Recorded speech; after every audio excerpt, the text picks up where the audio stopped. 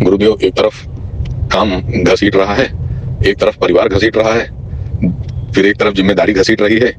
इसी के बीच में पिस रहे हैं, समझ में नहीं आ रहा है। बहुत अच्छा सवाल पूछा है यार। इससे तो मेरा वीडियो का टॉपिक बन जाएगा। देखो, किसी का मुश्किल किसी के लिए मज़ा भी हो सकता है।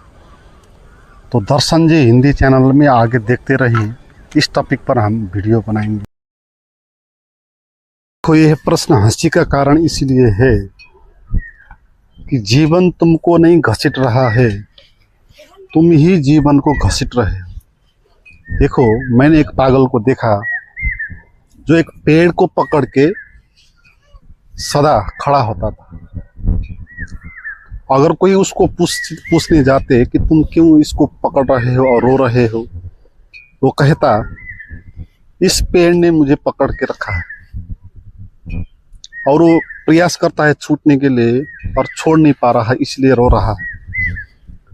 तो पेड़ ने उस आदमी को नहीं पकड़ा है, आदमी ने ही पेड़ को पकड़ा है। ऐसे ही जीवन ने हमको नहीं पकड़ा, हमने ही जीवन को पकड़ा है। और जीवन को क्या मिलेगा हमको पकड़ने से? देखो, संसार में अभी 8 से 29 करोड़ से ज़्यादा लोग हैं। अगर जीवन या भगवान सभी को पकड़ने लग जाए तो उसको कितना दिक्कत होगी, कितना परेशान होगा वो। तो परेशान भी कैसे भगवान हो सकता है? और जीवन को या भगवान को क्या मिलेगा आपको पकड़ के? इसलिए पहले अपनी मूर्खता को समझ लेना है। जीवन ने हमको पकड़ के नहीं घसीटा है, हम ही जीवन को पकड़ रहे हैं, खुद पकड़ रहे हैं। और तुम्हारा प्रश्न में भी आ रहा है कि क्या पकड़ूं क्या छोड़ूं, और तुम पकड़ना चाहते हो उस पागल की तरह पेड़ को, और प्रश्न पूछ रहे हो कि क्या पकड़ूं क्या छोड़ूं। आप पकड़ते रहते हो हर एक चीज को। आप कहते हो कि परिवार का काम है, उसकी जिम्मेवारी पूरा करनी है, और अपना व्यवसाय का काम है, और आपकी कुछ और जिम्मेवारी भी है। तो क्या करूं, किसको पकड़ूं किसको छोड़ूं? अब आपको समझना है तुम किस तरह जीवन को पकड़ के रखे हो, वो पकड़ने का तरीका क्या है, इसको समझ लेना है, फिर तुम मुक्त हो जाओगे। देखो, बाहर की सारी चीज़ों को आप पकड़ते नहीं, उससे पहले आप खुद को पकड़ते हो। पहले आप खुद को पकड़ते हो, फिर तुमको ये संसार लगता है सच, और फिर संसार को तुम पकड़ने लग जाते हो। इसलिए संसार की किसी चीज़ को आप छोड़ नहीं सकते जब तक आप अपने को नहीं छोड़ेंगे। क्योंकि जहाँ मैं सच हो जाता है, फिर ये उसके लिए संसार भी सच हो जाता है। जहाँ आप अपने को मैं मानते हो, खुद को वैल्यू देते हो, फिर ये संसार भी मूल्यवान हो जाएगा, फिर संसार भी सच हो जाएगा। इधर मैं जब सच हो जाता है, फिर संसार सच हो जाता है। और ये संसार वो संसार नहीं जो हम कहते हैं। संसार का अर्थ मैं कैसा है, जैसा मैं होगा ऐसा ही संसार। आप पहले अपने मैं को पकड़ते हो, और किस टाइप के मैं को पकड़ते हो उसी टाइप का संसार आप अनुभव होगा। संसार में 8 से 29 करोड़ से ज़्यादा संसार हैं। हर एक व्यक्ति का अलग अलग संसार है। और कौन सा संसार आपको घिसट रहा है? देखो, जिसका मैं जैसा होगा उसका संसार भी ऐसा ही होगा। हर एक आदमी अपने मैं को पकड़ता है, और उसके लिए एक टाइप का संसार अनुभव में आने लगता है। तो पहले तुम मैं को पकड़ते हो, उसके बाद वो मैं संसार को पकड़ता है। अगर संसार को पकड़ने से वो असफल हो जाता है, फिर उसको वो हार जाता है, फिर उसको लगता है कि ये संसार उसको घिसट रहा है, वो संसार में घिसट रहा है।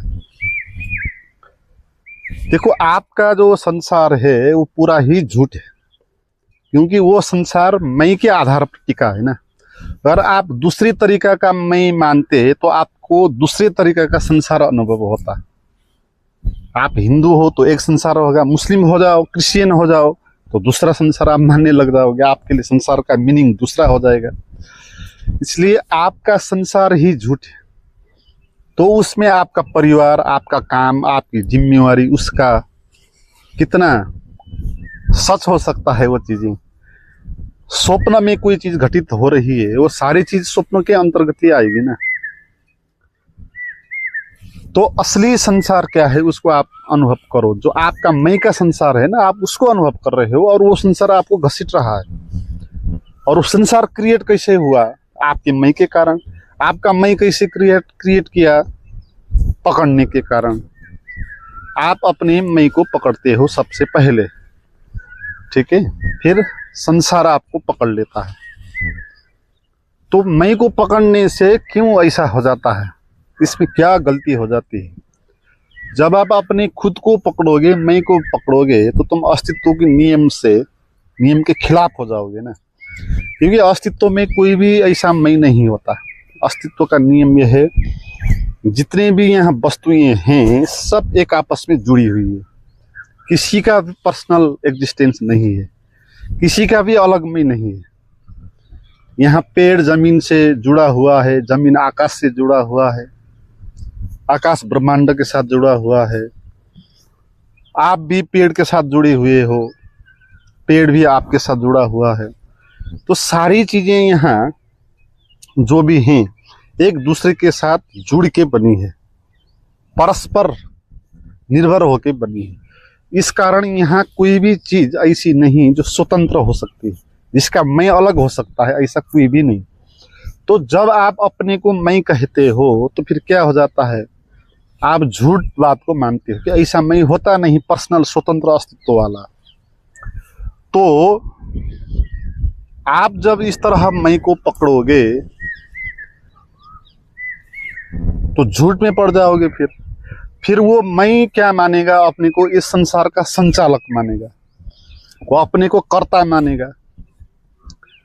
जब मैं आ जाता है आपके भीतर, जब आप कहते हो अपने को मैं, तो इसका अर्थ क्या है? फिर मैं आप कुछ और हो, अलग एग्जिस्टेंस है आपका, और आपके पास पावर है, वो अलग होने की पावर है, अलग मैं होने की क्षमता है आपके पास। इसका अर्थ है तुम पावरफुल हो, फिर गॉड जैसा ही हो। तब तुम मानोगे फिर इस संसार को तुम चला रहे हो। तुम्हारा जो जीवन है, तुम्हारा जो परिवार है, तुम्हारा जो व्यापार है, तुम्हारी जो जिम्मेवारी है, वो सब तुम क्या मानोगे? मैं इस सब को निभा रहा हूँ, इसका संचालक, इसका सीईओ मैं हूँ, इस तरह मानोगे। मगर जो तुम सोचोगे वो होगा नहीं, क्योंकि आप तो खुद अपने को मान ही रहे हो, रियल तो नहीं हो। तो अपनी कल्पना के आधार पर तुम खड़ा कर रहे हो इस संसार को, और उस संसार में तुम विजय हासिल करना चाहते हो। फिर तुम हार जाओगे और तुमको लगेगा कि जीवन में मैं घिसट रहा हूं, जीवन मुझको घिसाट रहा है। देखो यहाँ पर अहम भाव को, मैं भाव को त्यागना है, उसको नहीं पकड़ना है। उसको नहीं पकड़ोगे फिर संसार आपको नहीं पकड़ेगा, आप ही इसको पकड़ रहे हो। तो इस मैं भाव को पकड़ने से क्या होता है? और आपको इसी कारण भय होता है ना। अगर मैं अपने को छोड़ दूं, जो एसीईओ वाला मेरा पद है ना इस मेरे जीवन का, वहां से रिजाइन कर दूं, फिर कौन चलाएगा ये संसार? फिर मेरा परिवार कैसे आगे बढ़ेगा? ये तुम्हारे भीतर भय है। देखो अभी हमने कहा आपका जैसा मैं होता है उसी तरह का संसार होता है। तो वो संसार झूठ होता है, तो फिर वो झूठ संसार है, तो उसको क्या होने से क्या हो जाएगा, ये बात आपको समझनी है। और तुम मानते हो अपने को कर्ता, ये भ्रम है ना। आप कुछ कर नहीं रहे हो, सब अपने आप हो रहा है, ये बात आपको समझनी है। तो छोड़ देने का यही, अपने अहम भाव को छोड़ो, क्योंकि तुम्हारा अहम भाव एक मान्यता है और वो कर ही नहीं रहा है कुछ भी, मगर तुमको लग रहा है, उसको लग रहा है कि वो कर रहा है। ठीक है, इस बात को भी समझ लेना है। आप जो भी कहते हो ना मैंने किया, गहरे में जाओ कि आपने किया। जैसे आप कहोगे मैं सो गया, क्या आप सो गए हो? जब तक आप होते थे तब तक नींद नहीं आती, जब आप अपने को भूल जाते, बेहोश हो जाते, तब नींद आती। तो नींद आपने थोड़ी लाया, आपको भूख लगता है, आप कहते हो मुझे भूख लगी, मैंने खाना खाया। आपने खाया या आपकी भूख ने खाना खाया। तो कर्म जो भी जीवन में होते हैं ना, वो प्रकृति के गुण के आधार पर होते हैं, शरीर के नियमों के आधार होते हैं। शरीर के भीतर भूख होगी, प्यास होगी, तो शरीर कर्म करेगा उन चीजों को प्राप्त करने के लिए, अपने आप ही करेगा। उसके लिए मैं को खड़ा करने की आवश्यकता नहीं है। यहाँ पर ही हमारा भ्रम है ना। हम मानते हैं मैं को नहीं खड़ा करूंगा तो कैसे होगा, मैं को खड़ा नहीं करोगे तो भी होगा। जैसे आप रात सो जाते हो तो वहां मैं खड़ा नहीं होता तो क्या रुक जाता है आपका शरीर? क्या पाचन प्रक्रिया रुक जाती है? क्या ब्लड का सर्कुलेशन रुक जाता है? क्या सांस का चलना रुक जाता है? आपके मैं नहीं होने से कुछ भी फर्क नहीं पड़ता भाई। ये सारा अस्तित्व के नियम से चलेगा। तो आपका भविष्य, आपका परिवार, आपका समाज, ये सब अस्तित्व के नियम से चलेगा। आप के करने से कुछ भी नहीं होगा यहाँ। और तुम मानोगे कि तुम कर रहे हो, हैं? और काम पहले हो जाता है, ये अहंकार पीछे से फिर ठप्पा लगाता है कि मैंने किया। जैसे कोई दूसरा बना लेता है किसी चीज को और तीसरा आदमी कहता है, उसमें ठप्पा लगाता है अपनी कंपनी का और कहता है कि मेरा प्रोडक्ट है ना। इसी तरह आपको आपके जीवन से कर्म हो, जैसे आपको क्रोध आ जाता है, क्रोध आने से आप किसी को गाली दे देते हो, फिर आप कहते हो कि मैंने गाली दिया इसको, आप अपने को कर्ता मानते हो। मगर यहाँ पर आपके मैंने गाली दिया या आपके गुण के द्वारा अपने आप गाली आया। आप बाद में बताते हो कि मैंने गाली दिया। आप बाद पहले गाली घटित हो जाती है और वो मैंने नहीं किया, क्योंकि वो मैं तो समझदार था ना। वो तो बता रहा है कि मैंने गाली दिया, उसको नहीं देना था, क्षमा भी मांगता है। अगर वो मैं करता होता तो उसी टाइम पे वो गाली नहीं देता। ठीक है, तो गाली उसके शरीर के इमोशंस के द्वारा, प्रकृति के द्वारा आ जाती है और अहंकार पीछे से ठप्पा लगाता है कि मैंने गाली दिया। ऐसे ही इस संसार में जो भी हमने करके अभी तक आए हैं वो हुआ है इसी तरह अपने आप, और अहंकार ने पीछे से ठप्पा लगाया और वो कहता है कि मैंने किया और मैं करूंगा। जैसे तुम्हारे प्रश्न में आया ना कि तुम जीवन में घसीट रहे हो और परिवार है और जिम्मेवारियां हैं और काम है, किसको पकड़ूं किसको छोड़ूं? तो आप अपने को कर्ता मान रहे हो, आप अपने को छोड़ने वाले और पकड़ने वाले मान रहे हो। तो ये मानना ही भ्रांति है। तो इसी कारण जीवन लगता है कि हमको घसीट रहा है, असल में हम ही पकड़ के बैठे हैं कर्ता भाव को, मैं भाव को। इसीलिए हम इस जंजाल में पड़ गए। देखो अब इसका समाधान क्या है? इसका समाधान ये है कि कर्ता भाव को छोड़ो, समझो कि जो कुछ भी होता है प्रकृति के नियमों के द्वारा होता है। तो तुम समझो, लेट गो, इस बात को समझो। देखो आपका जो जीवन है वो एक गाड़ी है और वो यात्रा कर रही है, आप उसमें बैठे हो। जैसे कोई एक लंबी यात्रा के लिए कार में बैठा हुआ है और ड्राइवर उसको चला रहा है। आपके जीवन में भी सब अपने आप हो रहा है, यानी कि कोई ड्राइवर है अस्तित्व, वो सब कुछ चला रहा है। कब आपको भूख लगनी चाहिए, कब आपको नींद आनी चाहिए, सब वो व्यवस्थापन कर रहा है। आपका शरीर सब चला रहा है, आपका काम भी चला रहा है। मगर आपको परेशान होने की जरूरत नहीं, आपको बैठ जाना है सब कुछ छोड़ के। जैसे कार ड्राइवर चला रहा है तो आपको सोचना नहीं पड़ेगा कि कैसे चलाऊं और कहाँ रुकूं, कहाँ नहीं रुकूं, और कोई दूसरी गाड़ी आ जाएगी तो कहीं एक्सीडेंट तो ना हो जाए। तो एक्सीडेंट की चिंता आपको करने की आवश्यकता नहीं, वो ड्राइवर बैठा है, वो अच्छे से गाड़ी चला लेगा। और इस यात्रा में और लोग भी आपको मिल सकते हैं, उनके साथ चिना पहचान भी हो सकता है। कोई दुखी आदमी भी आप देख सकते हो, उसकी हेल्प भी आप करोगे। तो जो भी आगे आएगा ना उसको आप करोगे, फल की आशा नहीं रखोगे। और इसके लिए अहंकार को खड़ा करने की आवश्यकता नहीं है। तो जिसको सहयोग देना है आपको लगेगा कि उसको आप सहयोग करेंगे, जिससे सहयोग लेना है उससे सहयोग लेंगे, इसमें कोई भी दिक्कत नहीं होगी। तो इस संसार में भी जो हमारा परिवार का काम होता है, जिम्मेवारी होती है, जो हमारा व्यापार व्यवसाय का काम होता है, ये भी इसी तरह रास्ते पे ऐसा हो रहा है। कभी सुखी लोग मिल रहे हैं, कभी दुखी मिल रहे हैं, कभी अच्छी परिस्थिति आ रही है, कभी बुरी परिस्थिति आ रही है। रास्ते पे आप जा रहे हो, कहीं रास्ते पर ऐसा हो सकता है कि रास्ता खराब है तो आप वहाँ मेहनत करोगे, गाड़ी को धक्का लगाओगे भी, पैदल भी चलोगे कभी कभी, तो इसको आप घसीटना नहीं कहोगे, ठीक है। आप घूमने के लिए गए हो। ऐसे ही जीवन में भी कभी अच्छी परिस्थिति आएगी, कभी बुरी आएगी। तो आपको ना अच्छी परिस्थिति में बहुत खुश हो जाना है कि अच्छी आ गई, नहीं तो बुरी स्थिति से परेशान हो जाना है कि बुरी आ गई। आपको चलते जाना है, जो भी आता है वो सब प्रभु की मर्जी है। अगर आप असफल होते हो तो भी प्रभु की मर्जी है। आप असफल होना भी नहीं चाहते, आप सफल भी होना नहीं चाहते, आपकी अपनी कोई चाह नहीं। तो जीवन को इस तरह लो। देखो, गेम में भी जो खिलाड़ी होते हैं बहुत मेहनत करके खेलते हैं, मगर उनको नहीं लगता कि जीवन वो खेल उसको घसीट रहा है, ठीक है।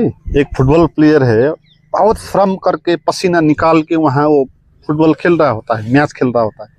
उसको क्यों नहीं लगता ये जीवन बेकार है, ये जीवन मुझे घसीट रहा है? क्योंकि वहाँ पर वो सीरियस नहीं है, वो खेल खेल रहा है। तो खेल खेलने में एक मजा होता है, और वहाँ चुनौतियाँ आई तो और मजा आएगा, क्योंकि वहाँ जीवन को सीरियस पकड़ नहीं रहा है वो जीवन को, और वो खुद को भी नहीं पकड़ रहा है। वहाँ वो एक खिलाड़ी है, अभी उसका नाम पद प्रतिष्ठा क्या है उसको याद नहीं करेगा, एक खिलाड़ी ही मानेगा अपने को।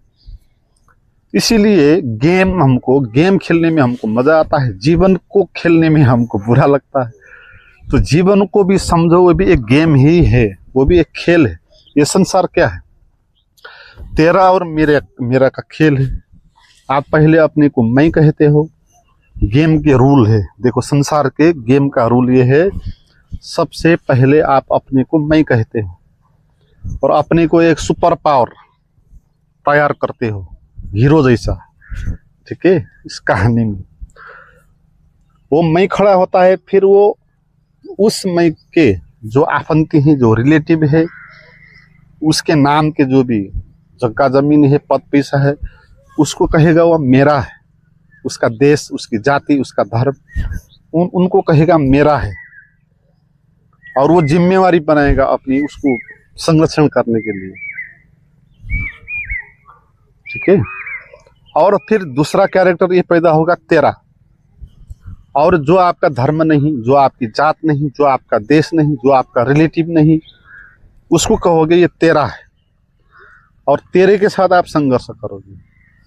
कहानी में हीरो भी आ गया, और उसके आगे दो परिस्थिति भी आ गई, एक विलेन भी आ गया तेरा वाला, एक सपोर्ट करने वाला आ गया मेरा। तो इसी का नाम संसार होता है।